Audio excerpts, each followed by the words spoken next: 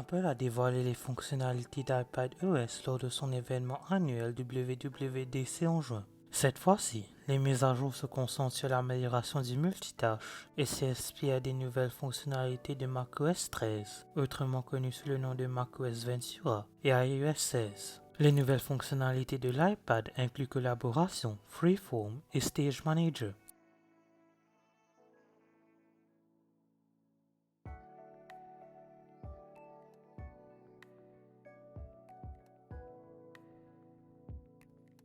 Apple a sorti iPadOS 16 le lundi 24 octobre 2022. Une version bêta développeur d'iPadOS a été mise à disposition pendant la WWDC.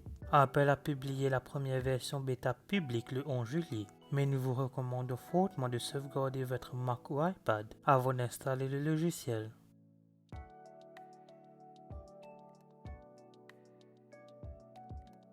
Dans les petits caractères de son annonce, Apple indique que la mise à jour logicielle fonctionnera avec l'iPad de 5e génération et ultérieure, l'iPad mini de 5e génération et ultérieure, l'iPad Air de 3e génération et ultérieure, et tous les iPad Pro.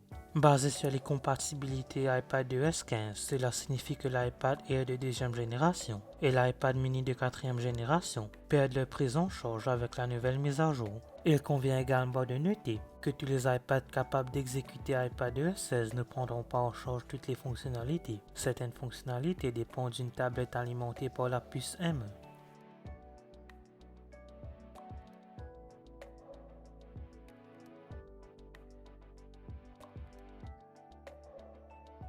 Une nouvelle fonctionnalité s'appelle Collaboration, qui vous permet d'ajouter et de communiquer avec des personnes sur des applications telles que Safari, la suite iWork et même des applications tierces. Il est également possible pour les membres du groupe de modifier et d'ajouter des notes à ces fichiers. Vous pourrez voir qui rejoint une session de collaboration et pouvez même voir qui met actuellement en jour un document.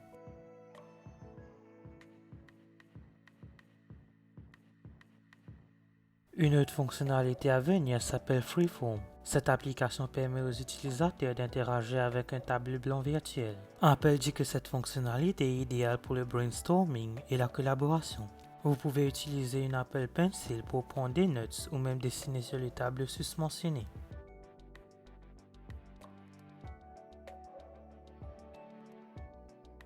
La fonctionnalité Stage Manager de macOS Ventura fait également son chemin vers iPadOS 16. Stage Manager vous permet de redimensionner les fenêtres comme vous le feriez sur un Mac ou un PC, applications inutilisées qui sont déplacées sur le côté. La meilleure fonctionnalité de Stage Manager est la façon dont il vous permet de brancher votre iPad sur un écran externe afin que vous puissiez effectivement avoir deux écrans. Vous pouvez créer des groupes de 3 ou 4 fenêtres sur chaque écran, avoir un total de 8 applications en cours d'exécution sur votre iPad et votre écran externe. Cette fonctionnalité sera sans aucun doute utile lors des présentations. À noter que cette fonctionnalité est disponible sur l'iPad Pro M1, M2, l'iPad Pro de 2018 et 2020 et l'iPad Air 5.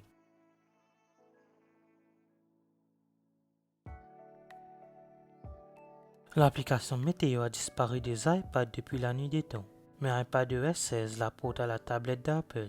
Une API de développeur permettra également aux créateurs d'applications d'intégrer les informations météorologiques dans le logiciel.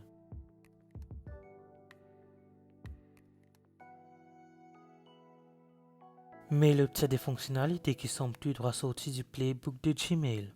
Les nouveaux outils intelligents vous permettent d'annuler la livraison d'un message avant qu'il n'atteigne la boîte de réception d'un destinataire, de programmer des emails et de refaire surface des emails avec une fonction de rappel ultérieure.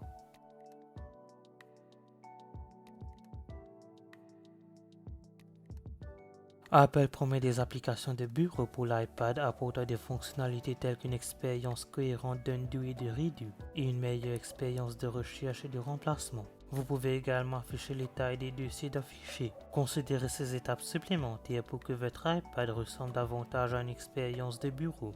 Si vous avez un iPad Pro, vous pourrez profiter du mode de référence qui permet au modèle de 2,9 pouces de répondre aux exigences de couleur dans le flux de travail, tels que l'étalonnage des couleurs et la composition. C'est certainement un ajout bienvenu pour les pros qui utilisent leurs iPads comme second écran. Le zoom d'affichage sur les iPads alimentés par M1 et M2 vous permet d'augmenter la densité de pixels de l'affichage pour en voir plus dans différentes applications, tandis que Virtual Memory Swap peut étendre la mémoire disponible.